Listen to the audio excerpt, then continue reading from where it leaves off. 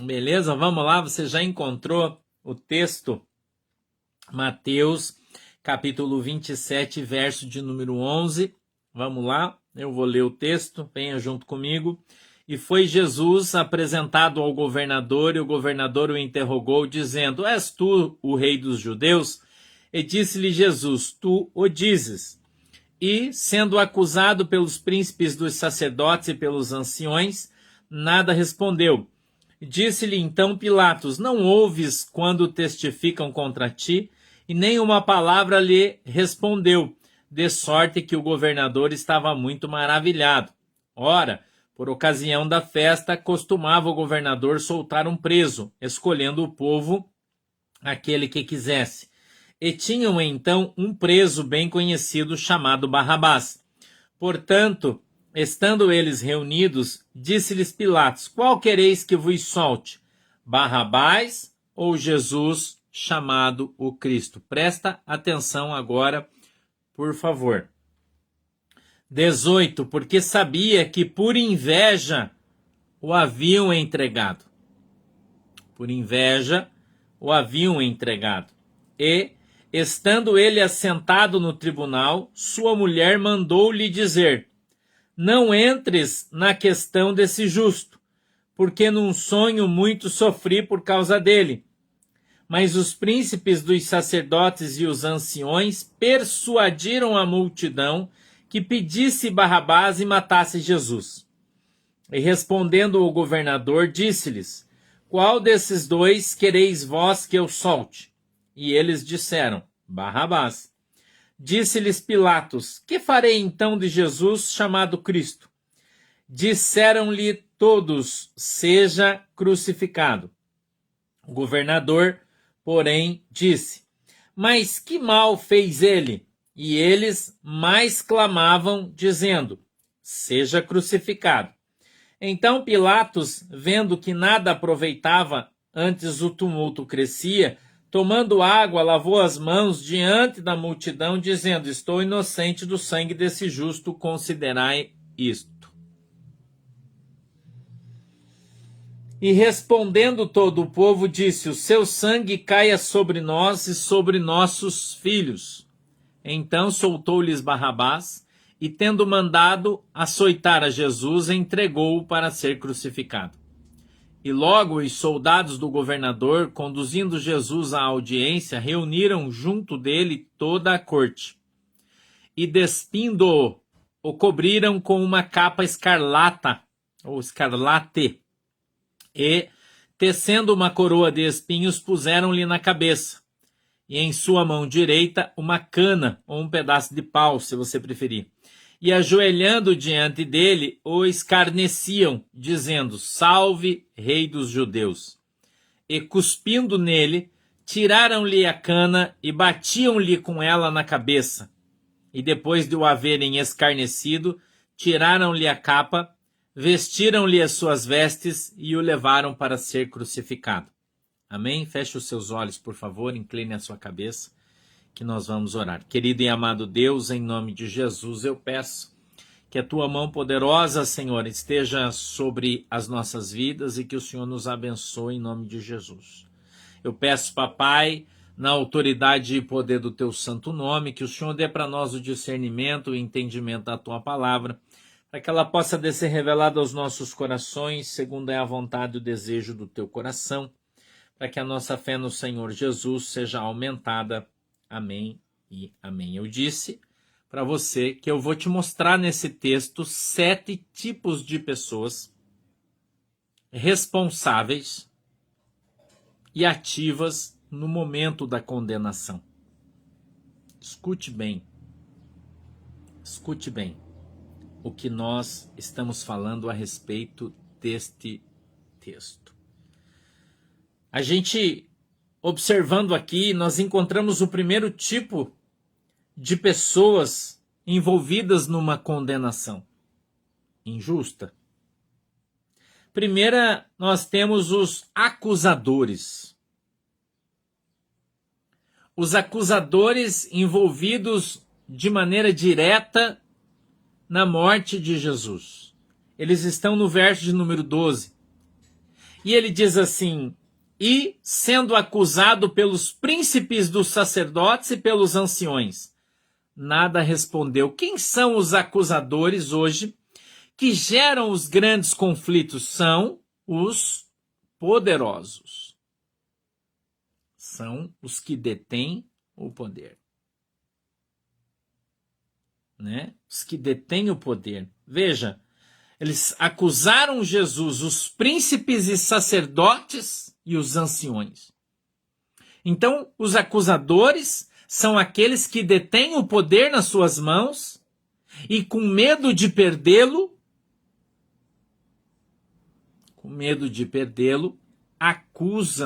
acusaram a Jesus Cristo. Por quê, irmãos? Porque Jesus Cristo ele vinha como um novo poder, dando poder àqueles que não tinham, ao povo, e tirando o poder dos sacerdotes, os religiosos, que em função de uma lei injusta, trazia a morte.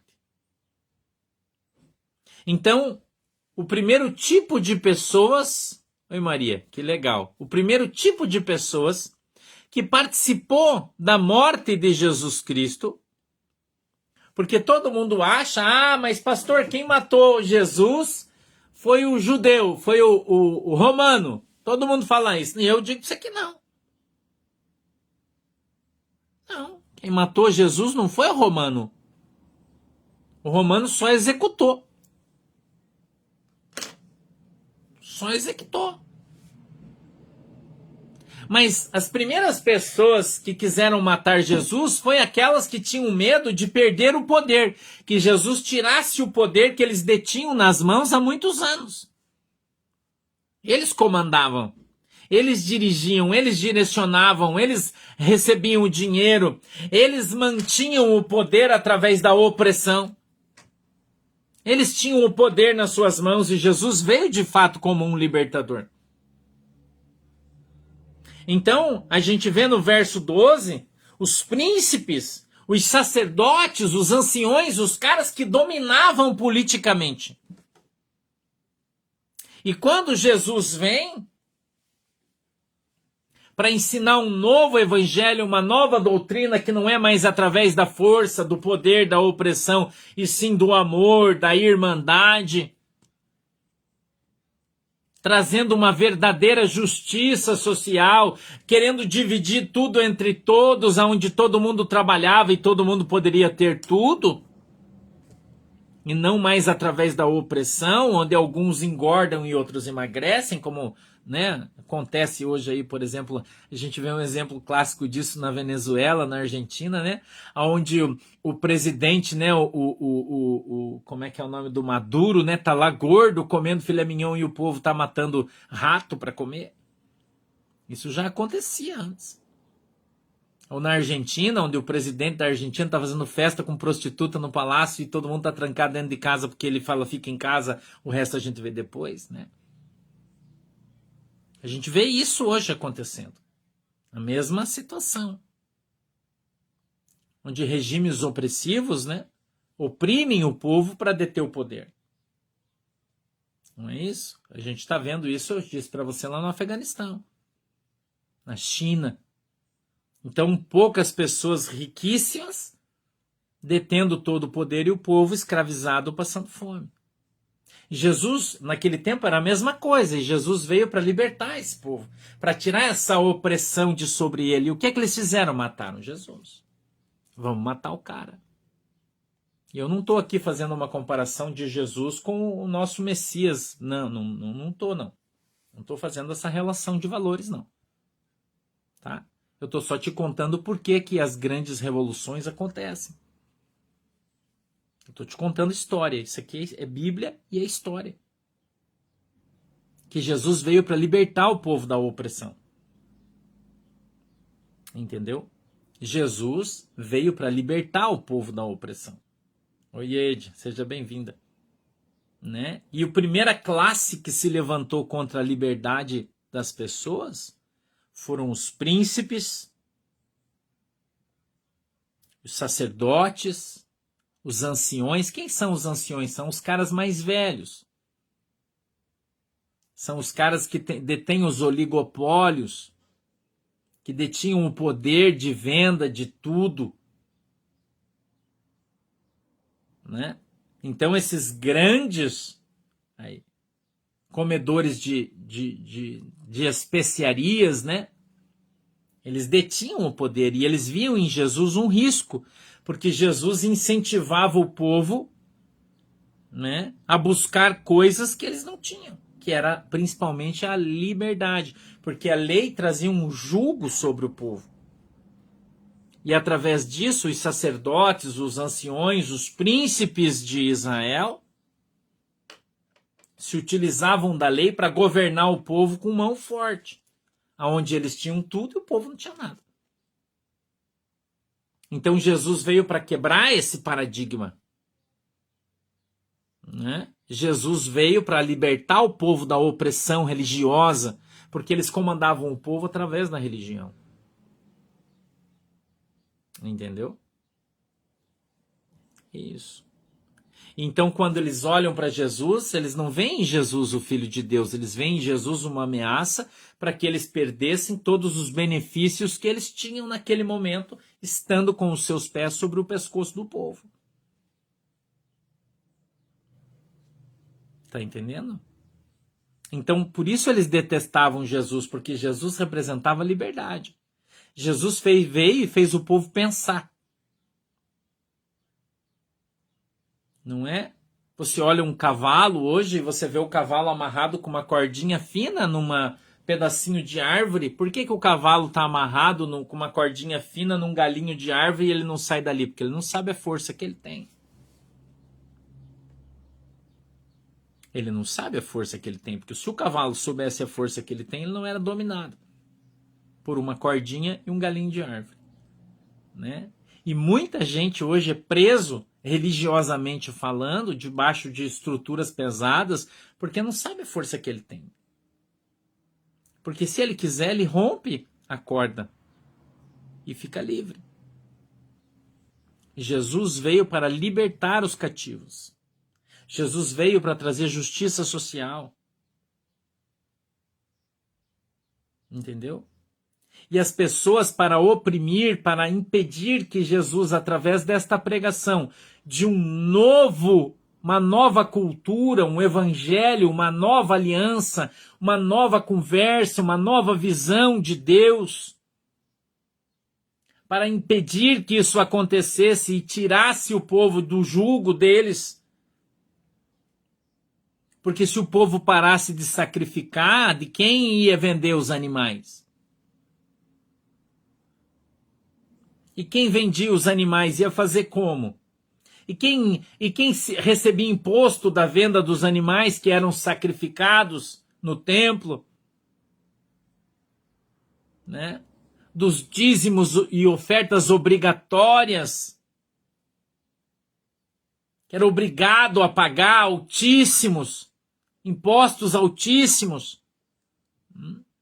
Então Jesus veio e disse, olha, agora ninguém mais precisa sacrificar, porque eu sou o Cordeiro de Deus que tira os pecados do mundo, eu sou o verdadeiro sacrifício, e quando eu for sacrificado, ninguém mais vai precisar sacrificar.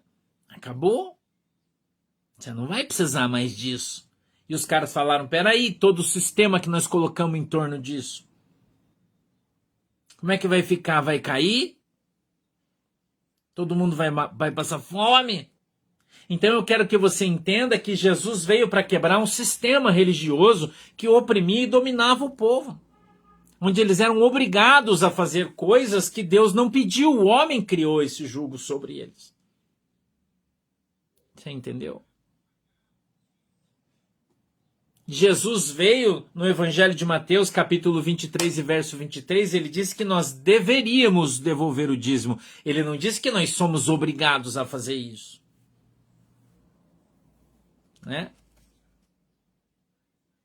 Então eles disseram, opa, peraí, que negócio é esse? Nós precisamos matar esse cara, porque se nós não matar ele, nós vamos morrer de fome. Nós precisamos matar ele. Então o primeiro grupo de pessoas, está aqui no verso de número 12, né? São os acusadores. Então eles acusavam Jesus de algo que ele não fazia, que era o motim. Ah, nós estamos acusando Jesus de ser um amotinador. Ele está levantando o povo contra Roma, mas ele não estava fazendo isso. Ele estava só falando a verdade. Quando você conhece a verdade te liberta. Conhecerás a verdade e a verdade vos libertará. Entendeu? Então, quando você conhece a entender quem você é, que a força vem de você, que as pessoas escravizam e oprimem você para te levar no cabresto, para que sustentar os seus luxos, as suas riquezas, né, tudo aquilo que eles têm, e eles querem matar a pessoa que está contando a verdade para você, está te mostrando a verdade. O segundo são os acusadores. Né? Esses são os acusadores. O segundo grupo de pessoas, a gente vê no verso 18, que eles estavam entregando Jesus para morrer porque eles tinham inveja de Jesus. E esse segundo grande grupo são os invejosos. Os invejosos. Por que os caras tinham inveja de Jesus? Porque Jesus não obrigava ninguém a fazer nada. Jesus saía na rua, escute o que eu vou falar. Jesus saía na rua e todo mundo seguia ele. Porque a Bíblia diz que a ovelha ouve a voz do seu pastor e o segue. Um grande líder é assim. Ele não obriga ninguém a seguir ele, irmão. Ele pega a sua moto e todo mundo pega a sua moto e sai atrás dele. É um grande líder. E isso gera no coração daqueles que não são líderes, mas querem liderar, a inveja. Entendeu? Quando um grande líder se levanta,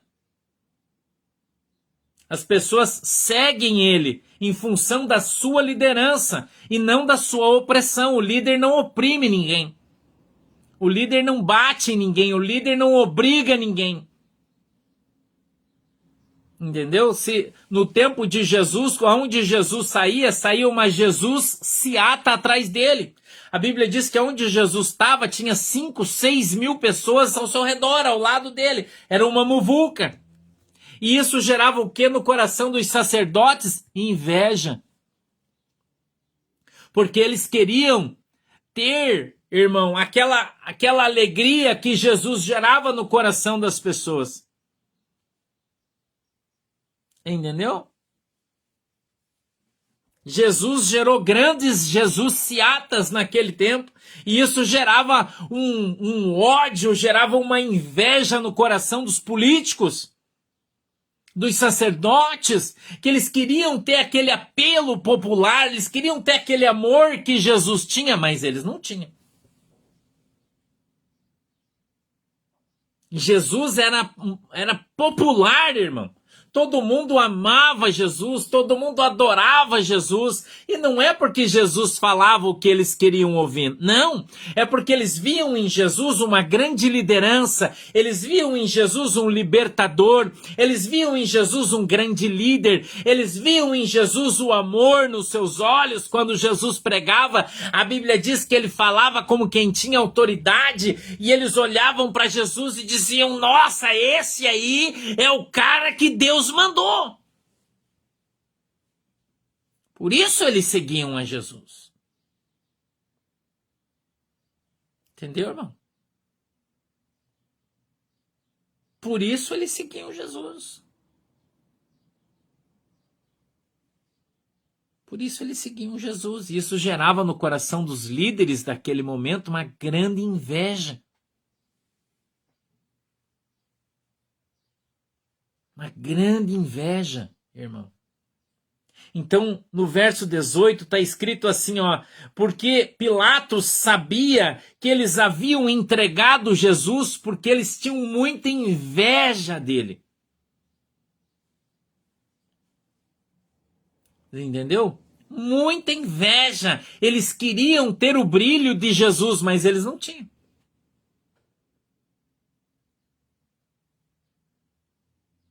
Eles queriam, irmão, ter o sorriso de Jesus, mas eles não tinham. Então eles precisavam ofender, eles precisavam vilipendiar, eles queriam jogar pedra, eles detestavam Jesus, irmão, porque Jesus era amado pelo povo.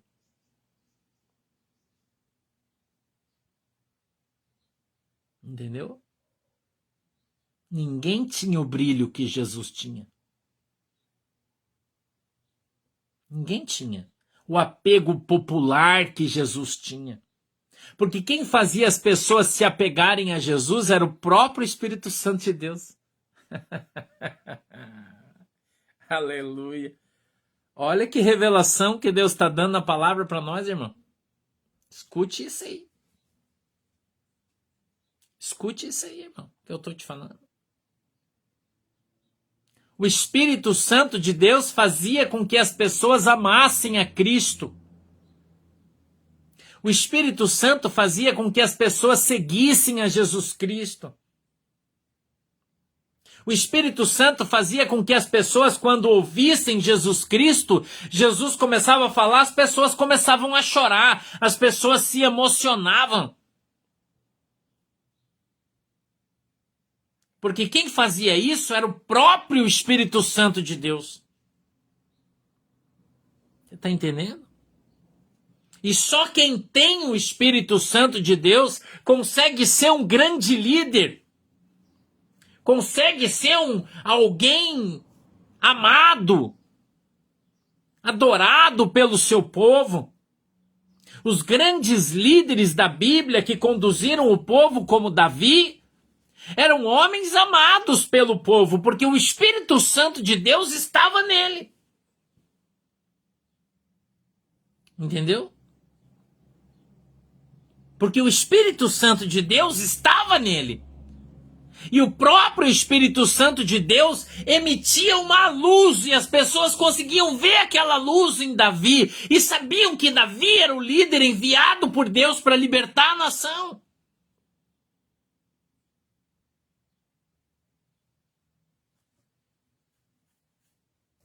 Aí Saul tentou matar Davi. Porque Saul sabia que Davi tinha sido escolhido por Deus. E tentou matá-lo diversas vezes. Mas não conseguiu. Mas não conseguiu. Porque Deus tinha ungido a Davi para ser rei de Israel. Entendeu? Davi foi ungido por Deus para ser rei de Israel. A minha Bíblia diz que operando Deus, quem impedirá? Jesus estava nessa circunstância porque ele veio para isso. Ele veio para morrer. A gente olha um terceiro tipo de povo, irmão. Está no verso 19, escute comigo. E estando ele assentado no tribunal, sua mulher mandou-lhe dizer, a mulher de Pilatos, escute isso aqui. Ela era seguidora de Jesus, talvez você não saiba. Mas a gente avaliando o Novo Testamento adequadamente, nós encontramos ela de novo no texto. A mulher de Pilatos era seguidora de Jesus. E ela tem um sonho. Verso de número 19. E estando ele assentado no tribunal, sua mulher mandou-lhe dizer, não entres na questão desse justo, porque num sonho sofri muito por causa dele. Quem é o terceiro tipo de pessoa envolvido nessas circunstâncias grandiosas? Os profetas de Deus. Os profetas de Deus estão avisando, não se metam nesse negócio. Porque isso é um negócio de Deus. Escute o que eu estou te falando. Deus usou a esposa do cara, deu um sonho para ele. E disse: não se meta com este homem justo, porque num sonho nós sofremos muito por causa dele.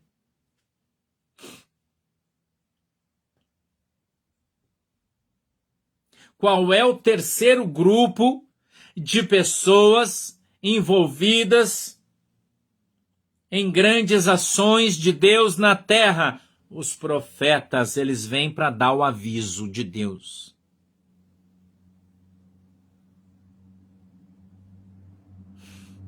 Tá ficando bom, né?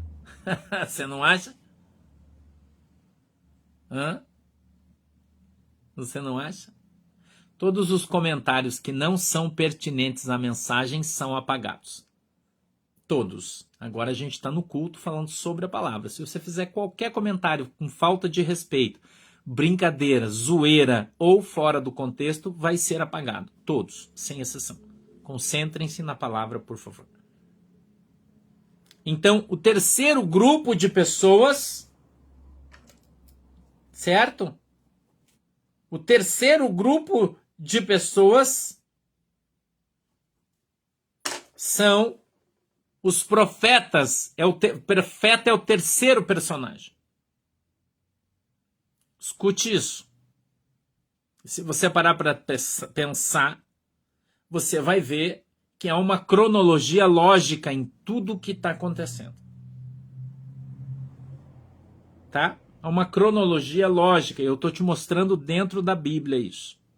Uma cronologia lógica para os acontecimentos. Nada acontece por acaso. Quando Deus tem um propósito em algo, há uma cronologia do céu em tudo. Tá? Então preste atenção no que eu estou falando. Preste atenção. Para de falar de outro assunto e presta atenção. Certo? Qual é o quarto personagem, irmão? São os instigadores. Aqueles que instigam o povo a ir contra o chamado de Deus.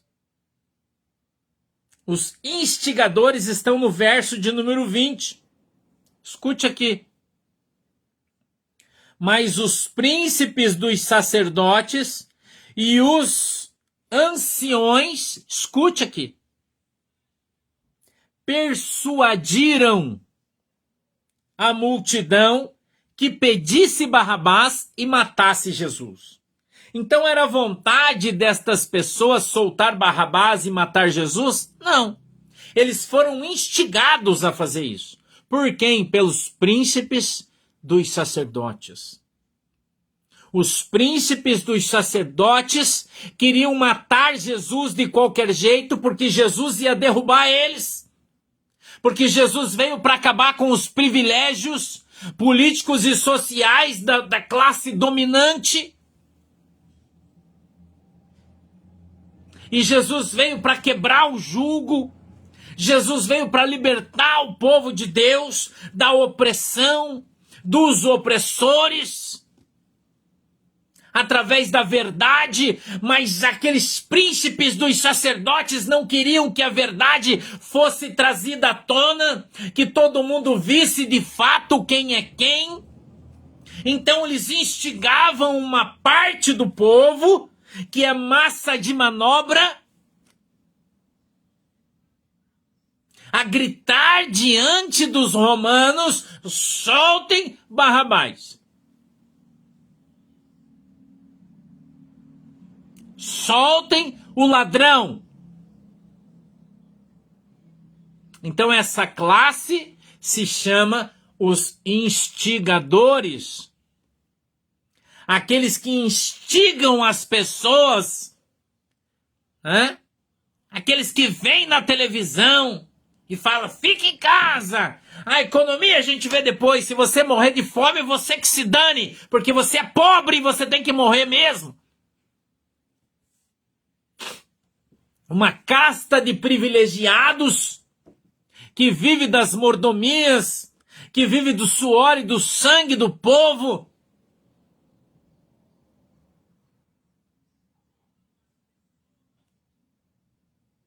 Irmão, isso aqui só muda os personagens, mas a história é a mesma. Não vê quem não quer. Não quer. Não vê, mas é um texto revelado de Deus aqui. São os instigadores. Estão instigando uma parte das pessoas a gritar: solta o Barrabás, mata Jesus.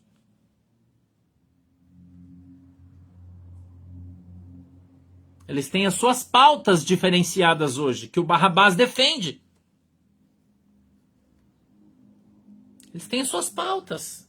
As pautas de 2030, de suas liberdades, de suas peculiaridades que a gente não pode falar, porque senão a gente cai aqui, né?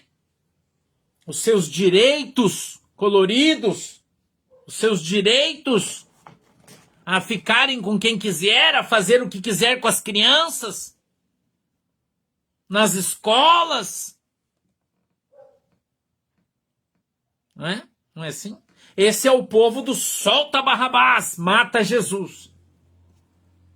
Mata a família, mata a igreja. Quem fala a verdade, quem representa Jesus. Solta Barrabás. Então esse povo ele era instigado.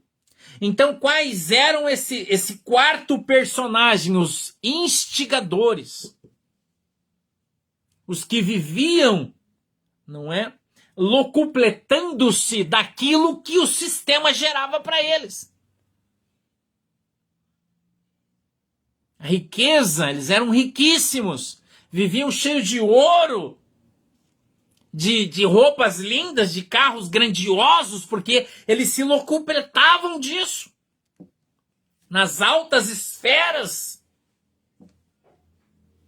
dos romanos, no meio dos romanos, participavam das festas romanas. Não é? Entendeu? Então esses eram os instigadores. Eles instigavam aqueles que não tinham nada, que não percebiam que eram uma verdadeira massa de manobra. Que vinham e gritavam: solta o Barrabás.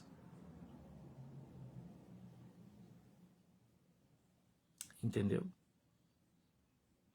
Solta o Barrabás. Então a gente vê nesse texto, no verso de número 20, os instigadores. Agora a gente vai passar para a quinta classe.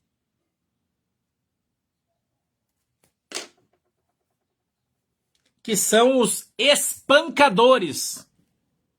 Presta atenção. Esses caras, eles estão no verso de número 26. Olha aqui o verso 26. Então, soltou Barrabás e, tendo mandado açoitar a Jesus, o entregou para ser crucificado. Ele mandou, então, Jesus ser espancado, açoitado, chicoteado. Esse é um grupo de pessoas específicos que fizeram parte da crucificação de Jesus. Mas ninguém sabe quem é. Né? Onde Jesus foi espancado, onde Jesus foi açoitado.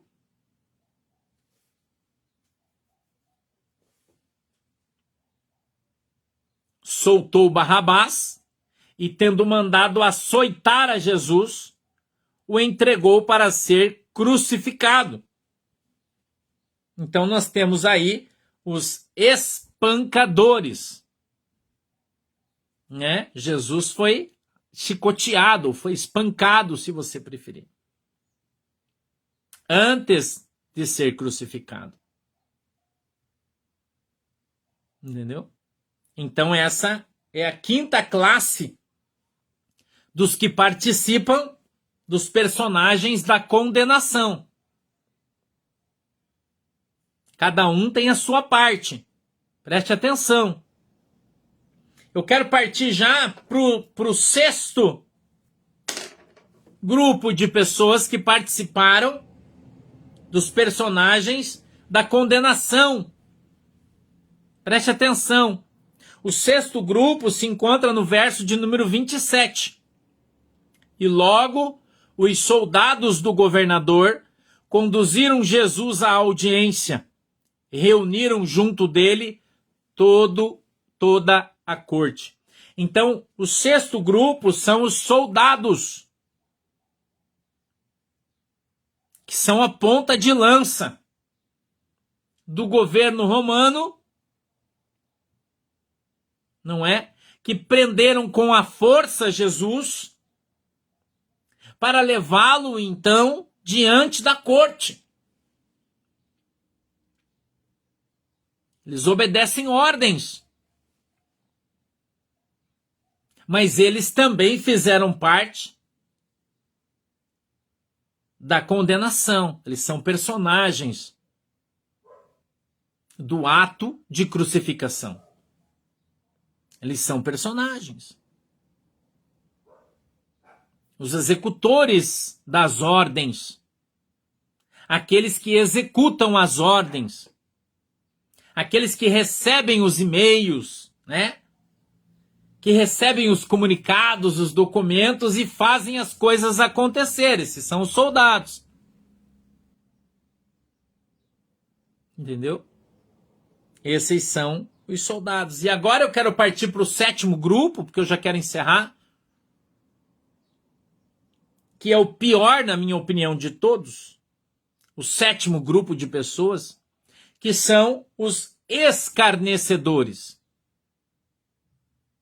Os escarnecedores. Preste atenção, esse é o pior grupo. Ele está aqui no verso de número 29, se você olhar comigo.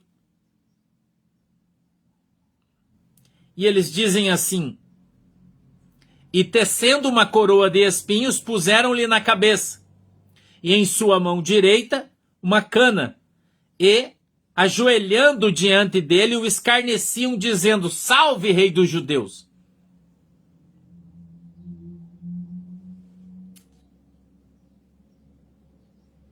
Eles fizeram isso com Jesus.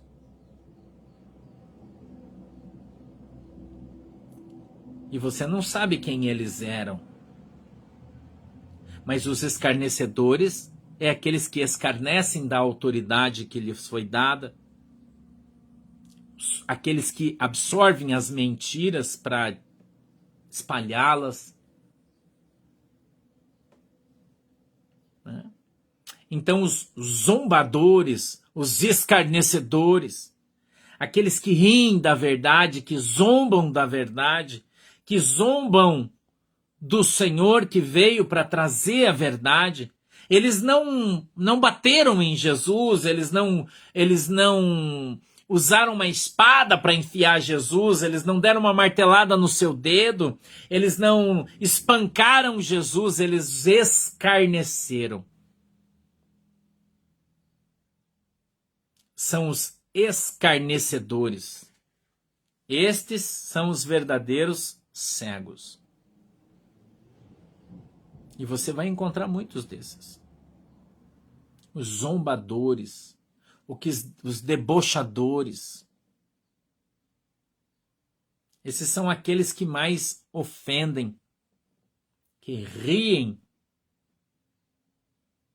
porque acham que tem domínio. Eles colocaram uma vara na mão de Jesus para simbolizar um cetro, para simbolizar o poder. Eles colocaram uma coroa de espinhos sobre a cabeça de Jesus. Eles cobriram ele com uma capa vermelha para fazer de conta, para brincar que Jesus era um rei. Então se ajoelhavam diante dele e diziam: Sua Majestade, escarneceram Jesus. Jesus já tinha sido chicoteado com 39 chicoteadas. Esses são aqueles que debocham da nossa fé. Esses são aqueles que debocham do profeta. Esses são aqueles que debocham da palavra de Deus. Esses são aqueles que escarnecem a vontade de Deus, que escarnecem o Deus vivo de Israel. Esses são aqueles que extrapolam os limites.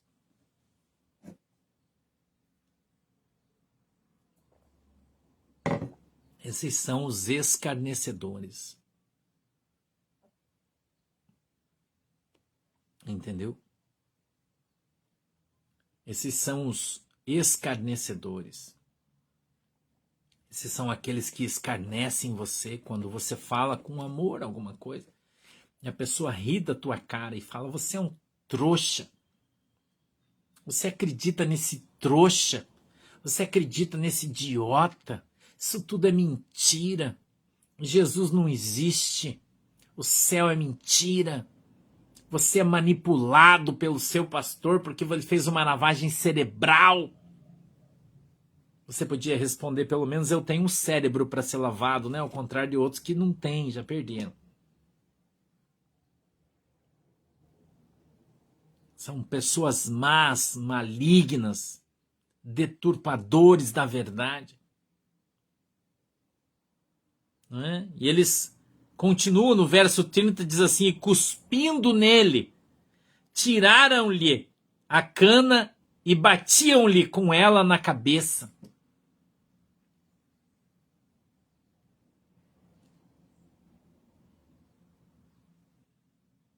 Esse é o 7º grupo de pessoas que participou da condenação de Jesus Cristo.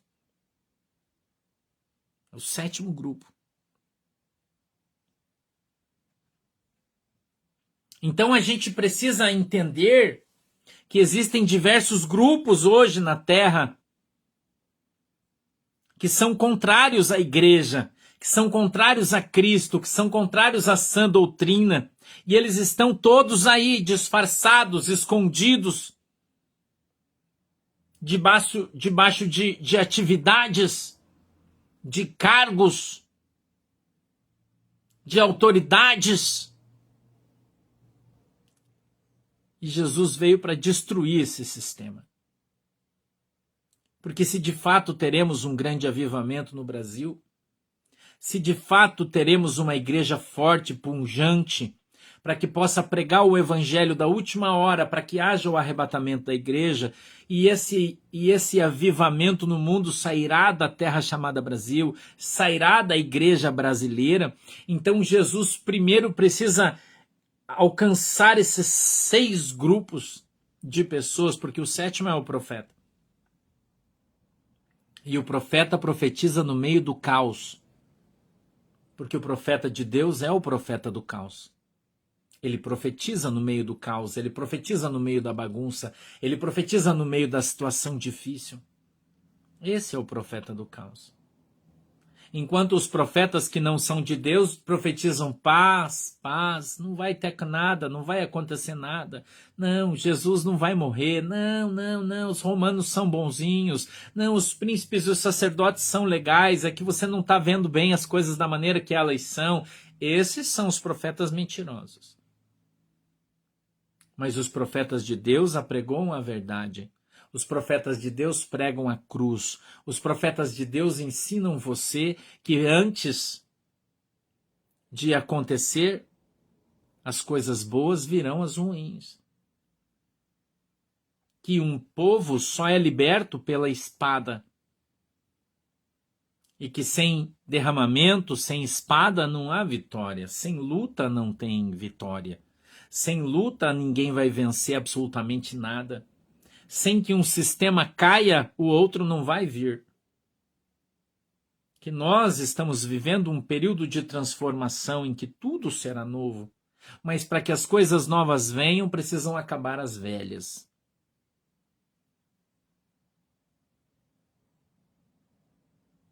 Você entendeu? Barrabás foi solto. Barrabás foi solto. Jesus foi crucificado.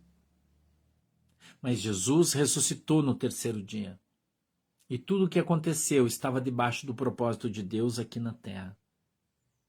E mais uma vez eu vou dizer para você, tudo Tudo tem um propósito de Deus, tem um tempo de Deus, tem uma cronologia. As coisas de Deus são cronológicas, elas não são atabalhoadas, perdidas. As coisas de Deus não são um conjunto de acontecimentos desconexos numa série de coincidências. Não. As coisas de Deus são planos, são um projeto bem estruturado, preparado, atemporal. As coisas de Deus, irmãos, elas têm um tempo determinado para acontecer no céu e na terra.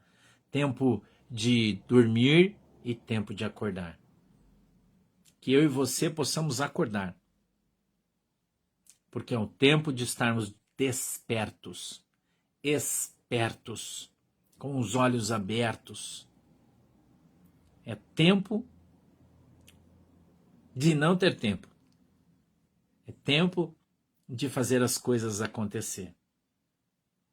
Que o Senhor Jesus, através do seu Espírito Santo, possa abrir os seus olhos para que você veja, os seus ouvidos para que você ouça, o seu coração para que você compreenda qual é a boa e agradável vontade de Deus, para mim e para a sua vida. Deus abençoe você, Deus abençoe a tua casa, Deus abençoe o Brasil, Deus abençoe a nossa pátria, Deus abençoe o nosso povo. Que Deus guarde o Brasil de todo mal. Que Deus guarde o nosso povo de todo mal. Que os anjos do Senhor possam se movimentar no céu em favor da nossa pátria, da nossa nação, da nossa família, da nossa igreja e do nosso povo. Deus nos abençoe em nome de Jesus. Amém e amém. Hoje, às 20 horas, a gente vai estar aqui para o nosso culto de oração. Tá bom? Se você precisa de oração, se você precisa estar em conexão com Deus, venha orar conosco hoje às 20 horas, a gente vai estar aqui. Se for da vontade de Deus, certamente estaremos. Tá bom? Um beijo para todo mundo, fiquem com Deus, Deus abençoe vocês e até depois. Tchau. Tchau, galera. Deus abençoe.